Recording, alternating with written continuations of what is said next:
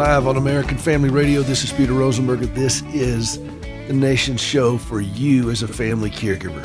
This is Hope for the Caregiver. Hope for the Caregiver is that conviction, that unswerving belief that we as caregivers can live a calmer, healthier, and dare I say it, a more joyful life. I am Peter Rosenberger, and I'm glad to have you with us. 888-589-8840, 888-589-8840. How are you doing? How are you feeling? What's going on with you?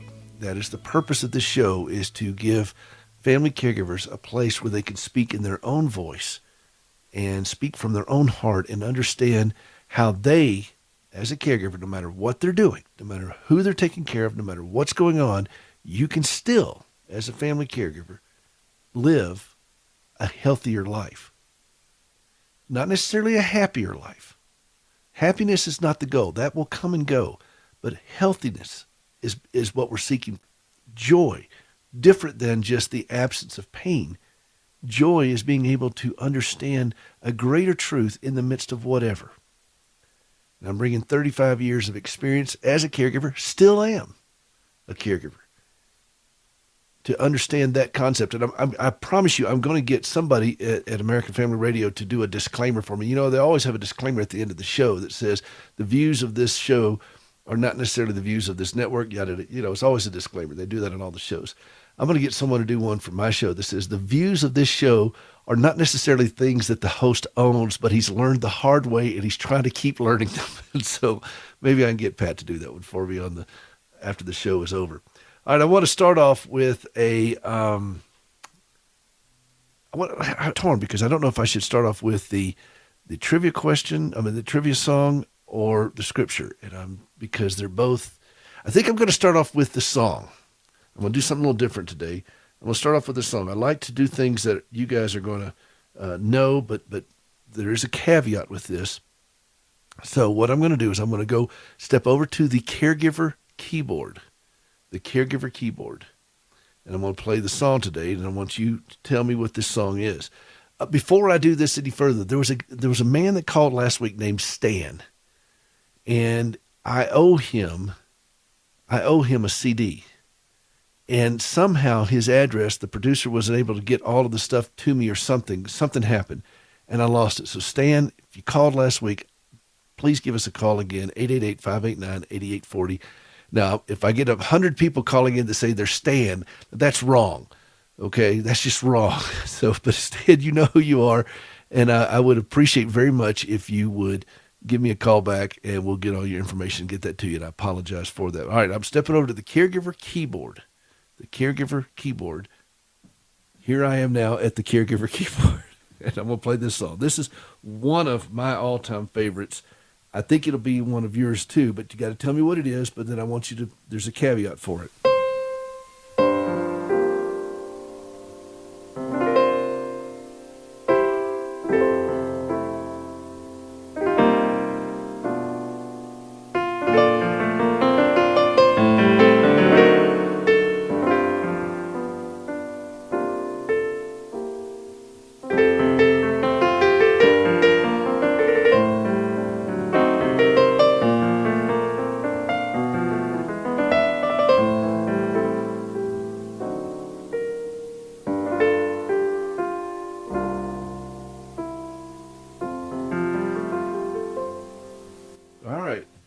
Do you know that song? 888-589-8840. Now, if you do know that song, I want you to tell me why that song is important to you.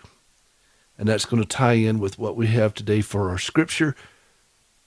And it's Matthew 8:1-3. When he, Jesus, came down from the mountain, great crowds followed him. And behold, a leper came to him and knelt before him, saying, Lord, if you will, you can make me clean. And Jesus stretched out his hand and touched him, saying, I will. Be clean. And immediately his leprosy was cleansed. If you haven't seen that series, The Chosen, this is beautifully portrayed in The Chosen. So if you haven't seen it, do yourself a favor and get it. And so that's our musical and biblical reference this morning, Matthew 8:1-3. If you know that song, 888-589-8840. 8840. 888-589-8840. And I am going to take a quick call here before we get into that from Alexander in Texas. Alexander, good morning. How are you feeling? Alexander? Yes, sir. Can you hear me? I can hear you now. Go ahead. How are you feeling, Alexander? I'm feeling pretty good, man. I'm actually just moved from Midland, Odessa. I was working in the oil field industry out there, and I came back out after it fell out to Dallas, Texas. And my mother-in-law, my wife is she was saying that she needed some help, and we're living with her, trying to take care of her. She's 76.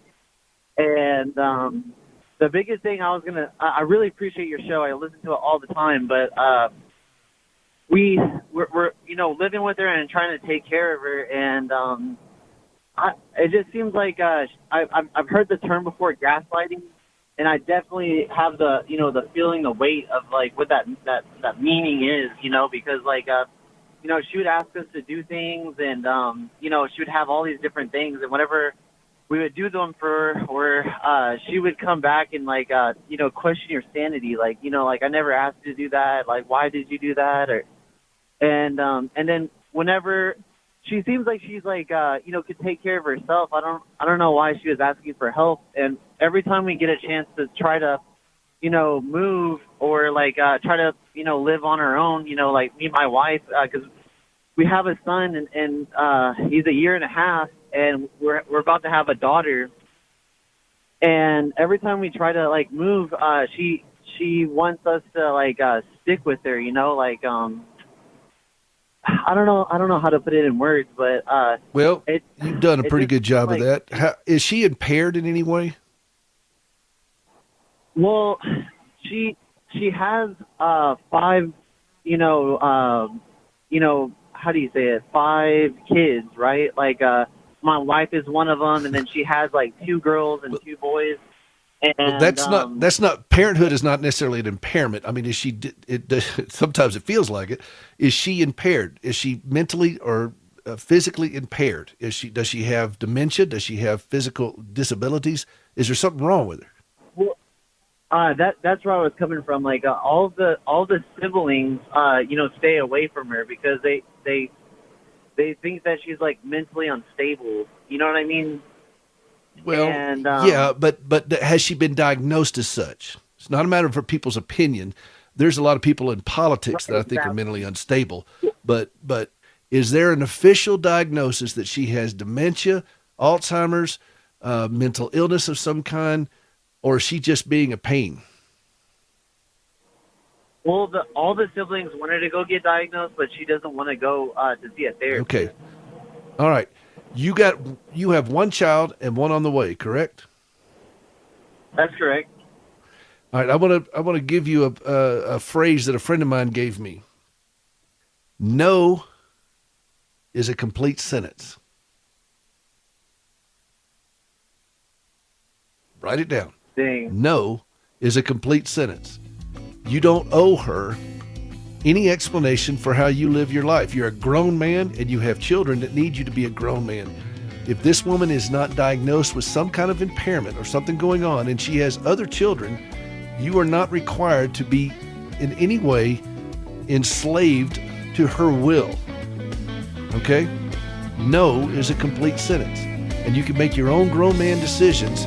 You do it with respect and with honor, but you don't have to in any way kowtow to her.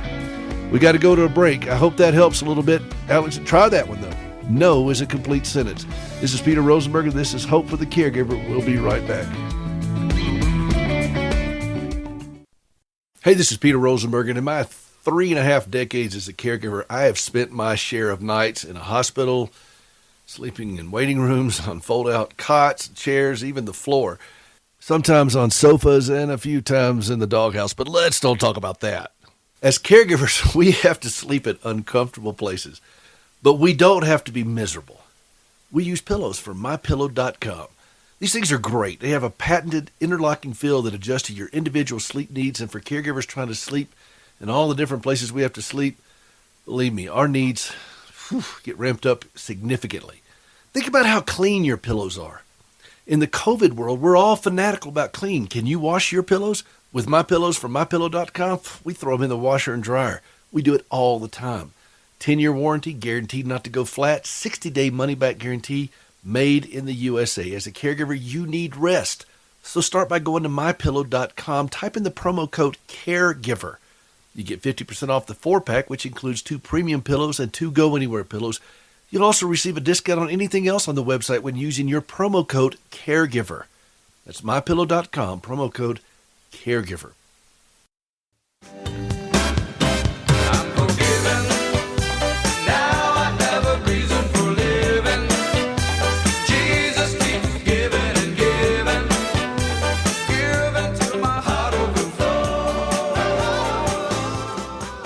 Welcome back to Hope for the Caregiver. That's the perfect song to come back for. I love our bumper music here.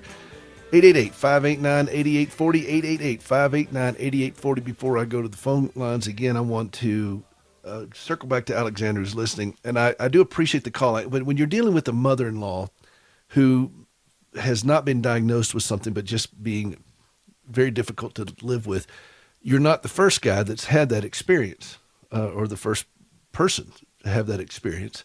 And it's a matter of learning boundaries. And I would highly recommend you studying up on boundaries. There's a great book out there called Boundaries. And I would recommend those things because this sounds like a woman who is used to manipulating and getting her way and doing things that she wants to do, which is pretty much the human condition. We're all this way. But somebody has to tell her no. Now, if she has an impairment, you approach it differently. You still have boundaries, but you approach it differently. But if she's just being meddlesome or a pain in the rear or any of those things, then you have to have boundaries. You train people on how to treat you. And there'll be blowback. I mean, be prepared for it because she'll pitch a fit and hold her breath until she turns blue or whatever else. There will be blowback. But that's what boundaries are for, is to help you deal with that better. And you just have to let her deal with her own stuff and get out of the way and protect you, your wife, and your children. And you can still honor her. You don't have to dishonor her with that. You just simply say, no, not going to happen. And that's the whole point of it. All right. Cora in North Carolina. How are you feeling, Cora? I'm great this morning. Thank you, sir. Well, tell me about this song. He touched me. I love that song. Matter of fact, I can go a little bit deeper with it. I knew that he had touched me because of the nature that had changed in me, that I just had never experienced it before. And I used to sing it in a choir when I was at church, and I would wake up and sing that song. He touched me. I need him. And I knew he had touched me. Nothing or nobody else had touched me because I had got involved in the Word, and I remember that song. You know, that's what I've been looking for, because I wanted somebody to identify the nature that changed. He took you from point A to point B, and he touched me. Yes, sir. Do you know all the lyrics of that chorus? I don't know. It's been a long, long time. He touched me. I know that. He touched me. He touched me. The joy that floods my soul. That fills my soul. Something happened, and now I know that he touched me, and he made me whole. Yeah. That is the journey. That's right. That is our starting point as caregivers, to understand that there is a touch for us as caregivers. I think sometimes we're so busy trying to get our loved ones to Jesus that we don't realize how much we need him. And absolutely. I couldn't do it. Until I was touched myself. It was in vain, all the other little stuff I was trying to do, until the time came when I knew I was touched. And then I just started demonstrating his love without a lot of words and doing. I tried to do it. On my own. And I failed pretty miserably. But this is what happens is when we understand the transformation that goes on. This man was a leper in Matthew 8. And he couldn't touch him. Nobody could touch him. It was against the law to touch him. That's right. And Jesus did this, and Jesus, this is the whole point of all of this. And you know something, Cora? Yeah. I think, we hear a lot of this word, they. in our society. Well, if they would just do this, or if they would just do that, or, it's all about them over here. They're doing this. And I think that's the wrong word for us to use as believers. I don't think there is a they. The only person who could say they is Jesus, because the rest of us are all in the same predicament. But he became one of us, so there wouldn't be any more they. And there's no difference. There's no difference. Any of us, we all are in desperate need of a Savior. Every one of us. That's right. I love that part when he said, if you will. And he said, I will. That just took it all away right then. Just right there, single on you. Like, it no does. problem. And I will. And he did. And he did that for you, and he did that for me, and I'm very grateful to hear from you. And this is our starting point as caregivers, because once we wrap our minds and our hearts around this truth, it's a game changer from here on out for us as a caregiver. And Cora, I want you to know I appreciate you very much calling and listening. Thank you. Thank you for calling in, and I'm going to go to Dina in Ohio. Dina, good morning. How are you feeling? Good morning. Exhausted. Exhausted. I love that. I think it's the feeling of caregivers. Yeah, I can't. Not going to lie about it. It's early in the morning to be exhausted, Dina. Oh, it's just a way of life at my house. But I thank you for what you're doing. He touched me. I haven't thought of this song for years, and shame on me. You had mentioned something about The Chosen, and I have binge watched way too many times, but I'm so thankful I have. And the one part that has been so profound to me was when Nicodemus comes to Mary and says, what happened? And she said, I don't know. I was one way, and now I'm another. And the only thing that happened in between was him. And that's how I feel, because he touched me. That's the gospel right there. I was one way, and now I'm another. That's what happened when Jesus healed the man and who had been born blind. And yes. The Pharisees called his parents in front of him. They said, well, is this your son? What happened? And they said, well, he's a grown man. Ask him. And they said, well, what happened? He said, I don't know this Jesus that you're talking about. I just know that I was once blind, but now I see. He touched me. Exactly. Yes. And I think that is the gospel, is that something happened.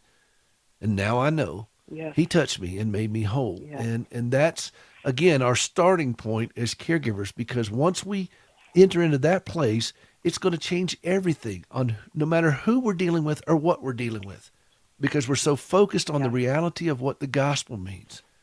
And so why are you exhausted this morning at 7:30 in the morning your time? Was it 8:30 or what? I don't even know what time it is where you are, but why are you exhausted on a Saturday morning?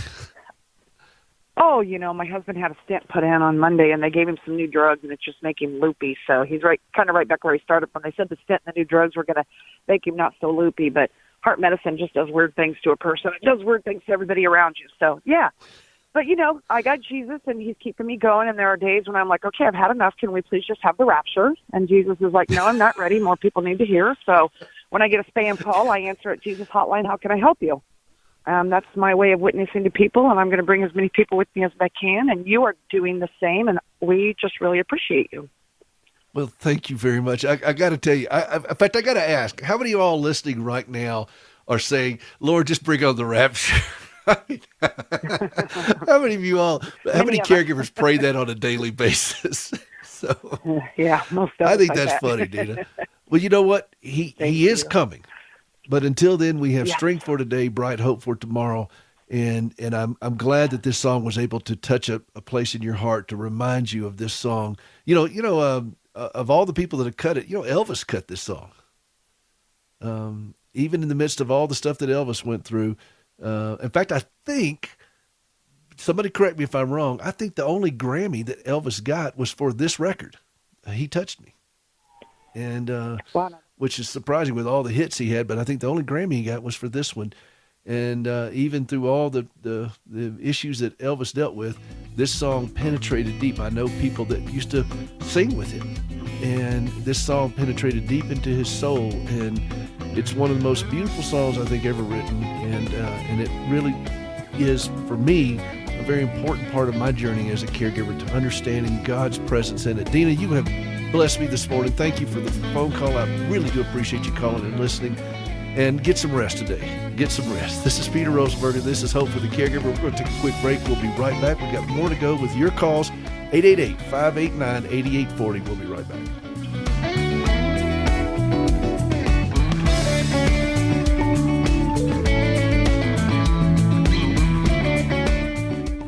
Have you ever left the stove on? Oh, be honest. You know you have. We all have. And the smoke fills up the kitchen. The smoke detector goes off. The dog starts barking. The phone is ringing. And there's pandemonium everywhere. How'd you like something to avert that? Well, there's a new invention called Fire Avert. And it plugs in to your stove. And it pairs with your smoke detector. And the moment the smoke detector goes off, it shuts off the heat source to the stove, gas or electric, and makes sure that it doesn't turn into a fire. We have a lot of things going on all the time, and a kitchen fire is not on the list of things that we need to be stressed out about. Let's take that off the table. And what about your loved one who's living alone? Or what about families with a special needs child who may accidentally leave aluminum foil on the plate, put it in the microwave, or a fork on the plate, and it starts smoking up? These are things that we can avert with Fire Avert. F-I-R-E-A-V-E-R-T. Go out there and look at it today. It was invented by a fireman who got tired of being called to homes and seeing all the damage that could have been avoided. And so he came up with a great idea that did this. And guess what? It's working. And hundreds of thousands of homes across the country are using Fire Avert. Let yours be one of them. FireAvert.com. FireAvert.com. Use the promo code Caregiver and get an even greater discount than the already low price. It's a great gift to give to yourself, to a loved one, and to a caregiver you know. FireAvert.com. Promo code Caregiver.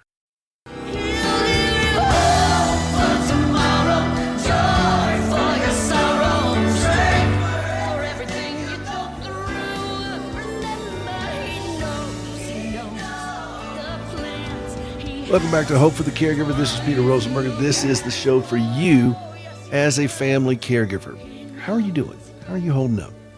That's Gracie singing from her CD, Resilient. My wife. He is, I love that song, and it's a fabulous song written by Martha Menizzi, and Gracie does a great job on this on her record. If you want to get that record, go out to our website, hopeforthecaregiver.com. In fact, if you find this show meaningful to you, and you are blessed by it, and it strengthens you and encourages you, would you help us do it better? Help us do it more. And you can go out to hopeforthecaregiver.com. You can click on, there's a donate button right there.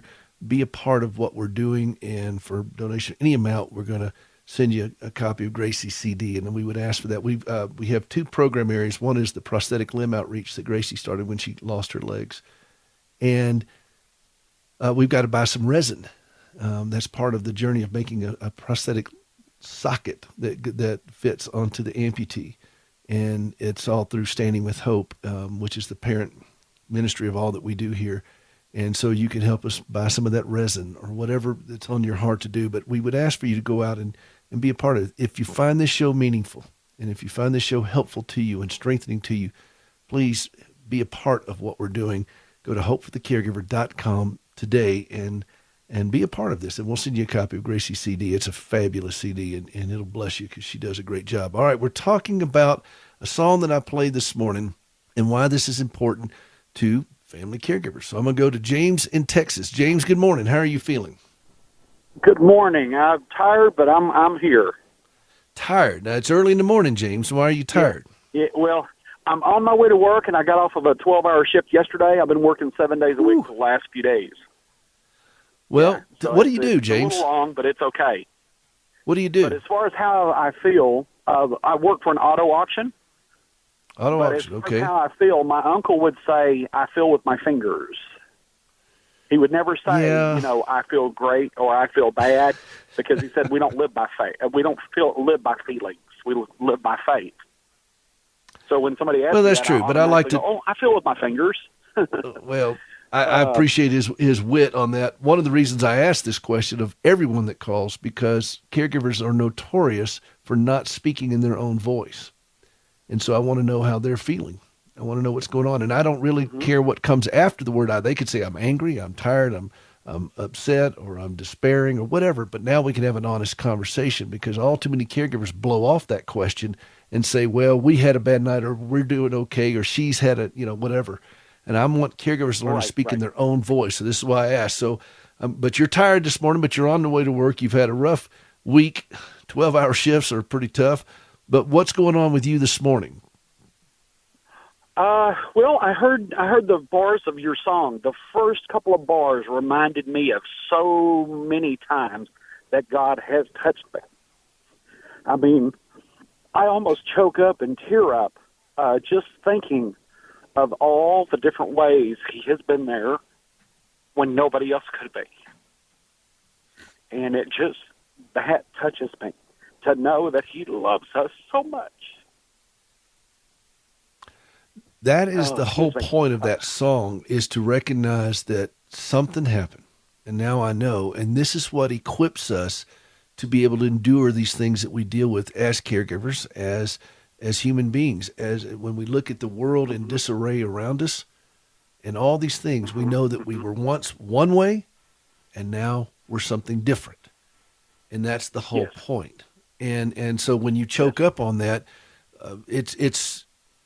it's worthy of choking up on. I mean, it's an extraordinary thing that happened, that he who knew no sin came down and became sin for us and touched us in our sin, knowing that there was no way we could do this. Or this leper that came out to Jesus, there was no way. Nobody could even touch him. He couldn't even get near people.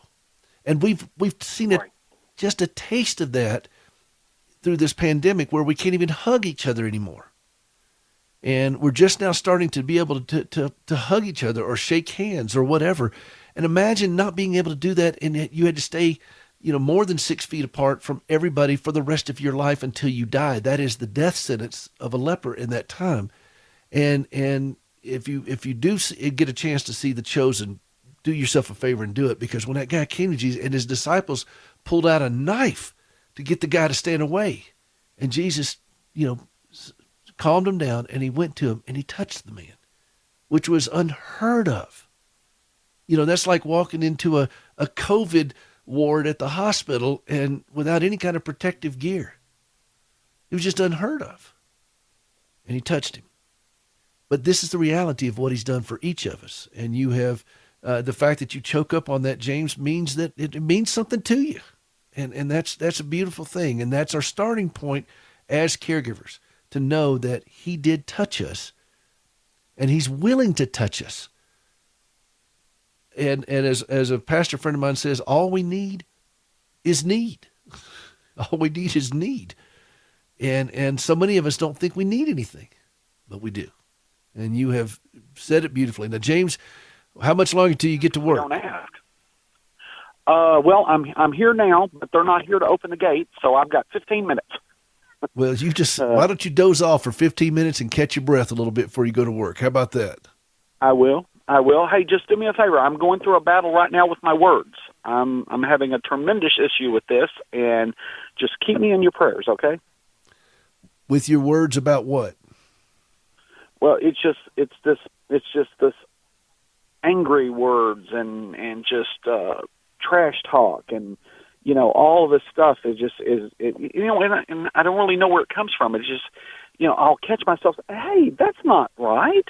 That's not the way I should speak.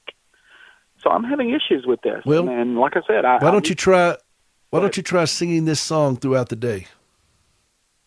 I sure will. And that's a good place to start. How about that?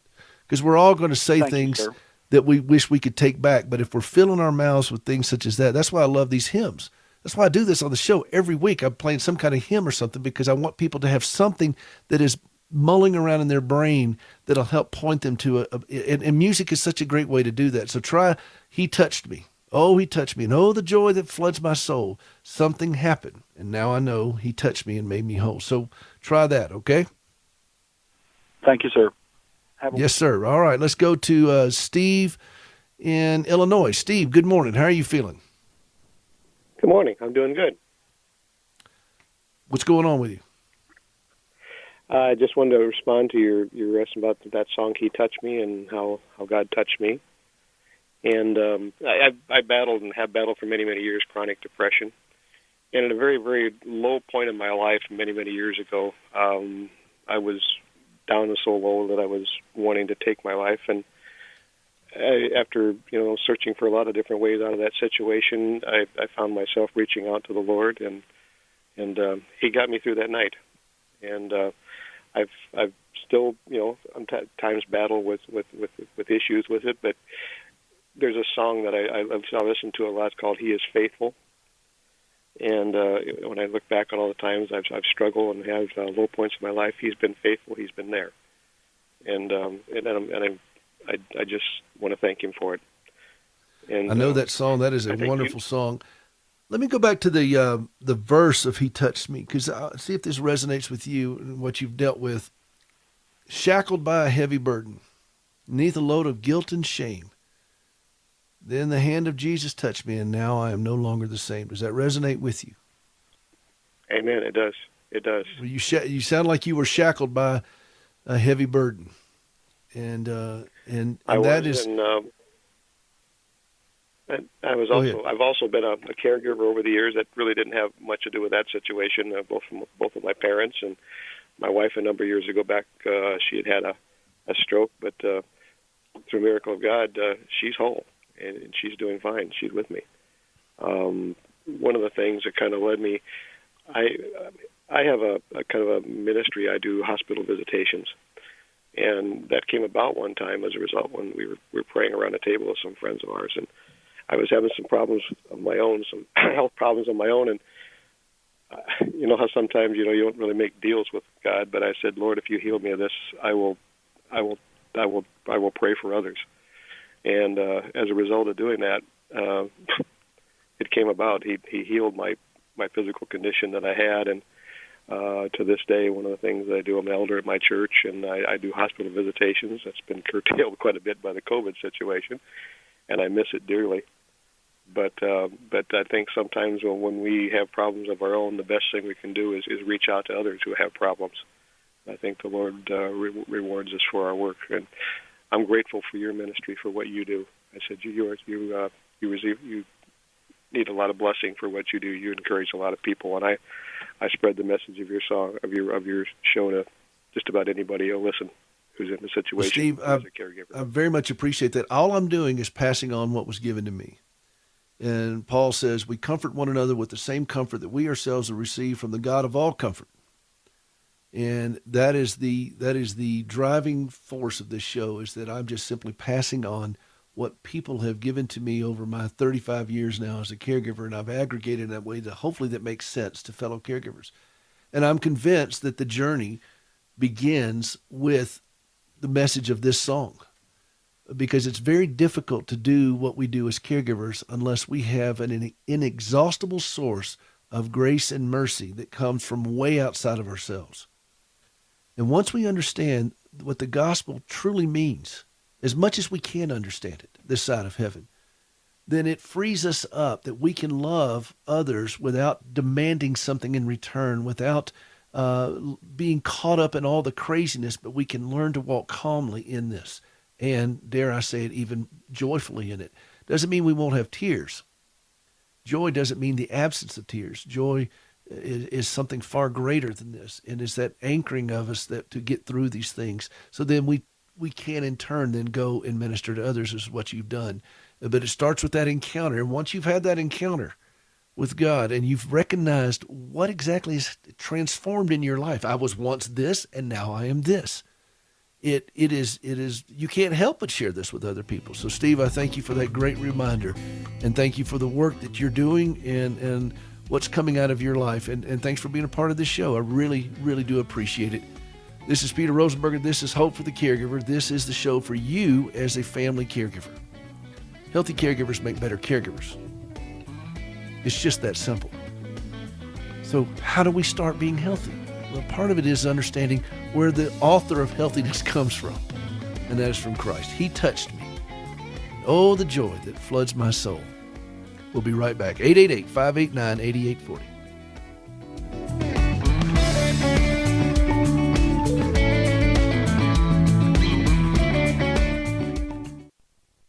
Hey, this is Peter Rosenberger. Have you ever helped somebody walk for the first time? I've had that privilege many times through our organization, Standing with Hope. When my wife, Gracie, gave up both of her legs following this horrible wreck that she had as a teenager, and she tried to save him for years, and it just wouldn't work out. And finally, she relinquished him and thought, "Wow, this is it. I mean, I don't have any legs anymore. What can God do with that?" And then she had this vision for using prosthetic limbs as a means of sharing the gospel, to put legs on her fellow amputees, and that's what we've been doing now since 2005 with Standing with Hope. We work in the West African country of Ghana, and you can be a part of that through supplies, through supporting team members, through supporting the work that we're doing over there. You could designate a limb. There's all kinds of ways that you could be a part of giving the gift that keeps on walking at standingwithhope.com. Would you take a moment to go out to standingwithhope.com and see how you can give? They go walking and leaping and praising God. You can be a part of that at standingwithhope.com. Welcome back to Hope for the Caregiver. This is Peter Rosenberger. This is the show for you as a family caregiver. 888-589-8840 if you want to be a part of the show. We started off today with Matthew 8:1-3. When he came down from the mountain, and that's Jesus, great crowds followed him. Behold, a leper came to him and knelt before him, and saying, "Lord, if you will, you can make me clean." And Jesus stretched out his hand. And that's really important as we understand that particular phrase. Jesus stretched out his hand. Jesus did not have to touch him to heal him. You understand that, right? There's many cases in Scripture where physical healing happened without touching. Naaman, the leper, had to wash in the Jordan 7 times.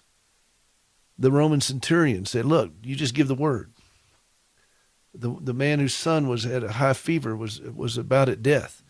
Lots of times when Jesus did not touch people, God did not physically touch people for them to be healed. But Jesus stretched out his hand, and that is so important because the man was untouchable. By the law there of the land, he could not be touched. He couldn't even be anywhere close. And we've gotten a taste of that during COVID, of what it's like to not be able to touch people. But this guy, there were strict laws. I mean, you would be cast out of your community if you touched this guy. And Jesus touched him, stretched out his hand, and said, I do want to be clean. And the guy was clean. And he was made well. That's the gospel. And that's where we come to us as caregivers today and said, okay, if we don't understand that principle, everything that we do as a caregiver is going to be exponentially harder. But once we understand that Jesus himself stretched out his hands and said, I do want to heal you, then we can, from that moment on, be completely transformed. We are completely transformed. And so our testimony becomes, I was once this, and now I'm this. You know, it could not be any more simple than that. It's not necessarily easy, but it's not complicated. And so this is what I wanted my fellow caregivers to understand this morning. This is why I played the song. He touched me. Back over the keyboard here, the caregiver keyboard.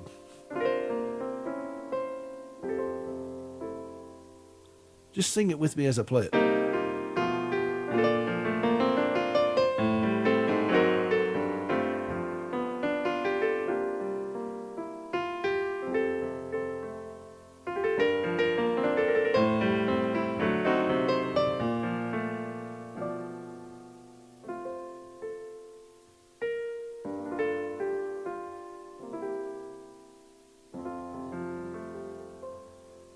That's the message for us. Shirley in Mississippi. Shirley's calling, and she knows the song well. And Shirley, I want you to tell me, first off, how are you feeling this morning, Shirley? I'm feeling great. Yes, you are. I love your program. I love hearing your voice, Shirley. And I love to, listen every Saturday. I'm a hospice volunteer, which is pretty limited now because we can't do a whole lot because we can't go. I have one person I'm waiting to see. I've had my shot. I have to have the other shot. When all that gets done, I'm 85 years old, and I go by this thing. I don't know where I heard it, but it's good. It says if you ain't dead, you ain't through, and that's exactly the way I feel.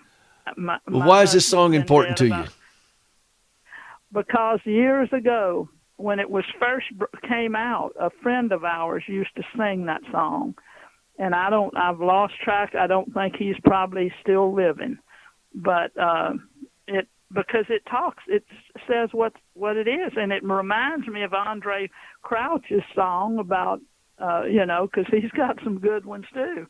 He does. And yes, I love his. Which song of Andre's does it remind you of? Well, through it all. Through it all. Because I love that song. So Gracie has a recording of that on her CD, Resilient, and she sings it with Johnny Erickson Tata. With Johnny Erickson Tata. Oh, the two of them do it as a duet. And when you hear Gracie and Johnny Erickson Tata sing this, I mean, it'll tear your heart out. Through it all. Yeah, I tell you what, Shirley, I tell you what I'm going to do. I love to hear your voice, Shirley. I always recognize your voice when you call in. I love to hear your voice. I'm going to put you on hold, and I'm going to make sure I get your address, and I'm going to send you Gracie's CD because I want you to hear Gracie and Johnny sing Through It All. I would love to. And I'm going to send that to you. Shirley, you are a delight, and I'm glad that you brought that up this morning because these songs mean something. It's like the fellow said a minute ago when he said, that he's having a problem with words and trash talking and whatever. And if we're focusing on singing these kinds of songs, it's mighty hard to use our words destructively. And these songs mean something, and I love these hymns and these songs that have been around for a while. It's not that I just don't want to. It's not that I don't like other things that are coming out. It's just some of these things have just had a time to seize it. Shirley, I'm gonna ask you a question. You're in Mississippi. When you cook, do you ever cook with an iron skillet? Yes, I have. But I'm not good at it. But yes, I know about cooking with an iron skillet. Well, I cook with. I'm out here in Montana, and for some reason I just decided I'm gonna cook everything with iron. They're heavy pots, so forth. But I love cooking with iron skillets. But one of the things about an iron skillet is it has to be seasoned, and you have to season it. You can't just throw it in the dishwasher or anything else. There's a seasoning that goes with it, and I think that's what these songs have is they have a seasoning with them over time, and there's a way that you handle these songs, and they mean something to us. And the moment you hear the first couple of notes, it automatically just does something to your heart, and so that's what I love them. And so it's and I'm hopefully introducing them to this audience for those who don't know these songs, and for those who do, I hope I'm playing them in a way and connecting you to them in a way that maybe you haven't been connected to them in a while. And so thank you for just the call, Shirley, and just the encouragement you are. And you're going to love this version of Gracie singing this from her CD. So can you hang on just a second, and we're going to get your information, all right? All right, this is Kathy in Texas. Kathy, good morning. How are you feeling? Kathy? Well, we lost Kathy. Good morning. There you are. Good morning. Okay. I guess it's just the delay that I've always heard about. Well, sometimes there is one. But go ahead and turn your radio down. I don't have my radio on it right now. Okay. Are you in the car? Yes, I am. All right. Hands at 10 and 2 on the wheel. Okay, you got it. In just a second. Oh, but I just had to call in because right away I recognized the song. He touched me for a couple of different reasons.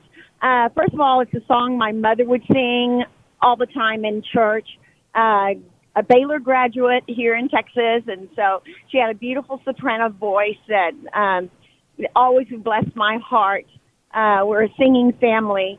And but also, when I was 12 years old, going to Second Baptist Church here in Victoria, Texas, a man came to speak at our church. His name was Ruben Machada, and he sang that song. And with his Spanish accent, he sang, "He touched me," but he sang that song with more conviction than I've ever heard. And I can't think of that song without thinking of that man and what a great message he had to share about how God touched his life. And again, it like other callers, that song brings tears to my life because I was fortunate enough to be touched by God. And it's a fabulous joy, uplifting song, and I just wanted to share that with you guys. That's exactly what I wanted to hear. It is, and I can hear the emotion in your voice when you say this, because if you've had this encounter with Christ, when you realize that you were once this and now you're this, you can't help but be emotional about it. You can't. Absolutely. It's because we understand the enormity of that he stretched out his hand and touched us. We were once this way and now we're not. And that is extraordinary. And so when we recount that, and Revelations, it says they overcame by the blood of the Lamb and the word of their testimony. That means our encounter with Christ, our testimony, that we're testifying to something. This is what we witnessed. This is what we experienced.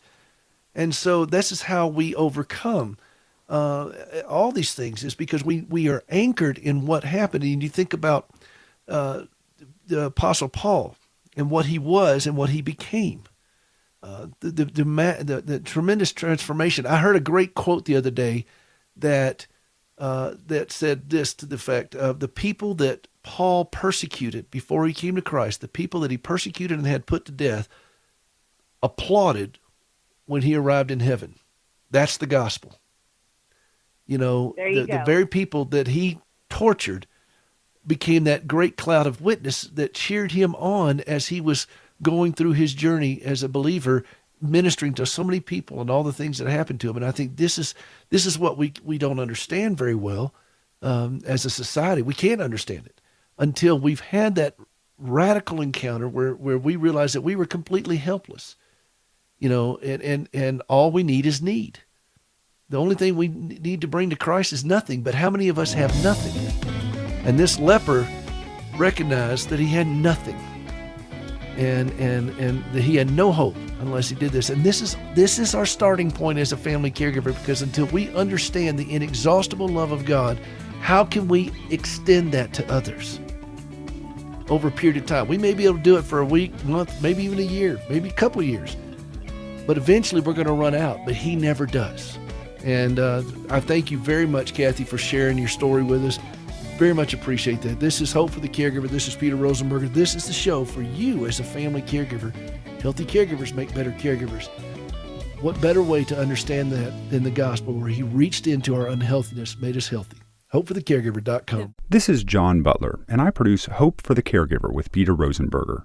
Some of you know the remarkable story of Peter's wife, Gracie. And recently, Peter talked to Gracie about all the wonderful things that have emerged from her difficult journey. Take a listen. Gracie, when you envisioned doing a prosthetic limb outreach, did you ever think that inmates would help you do that? Not in a million years.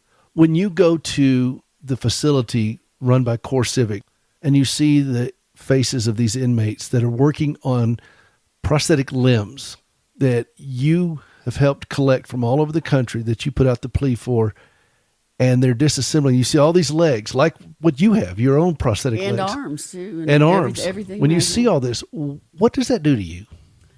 Makes me cry, because I see the smiles on their faces, and I know what it is to be locked someplace where you can't get out without somebody else allowing you to get out. Of course, being in the hospital so much and so long.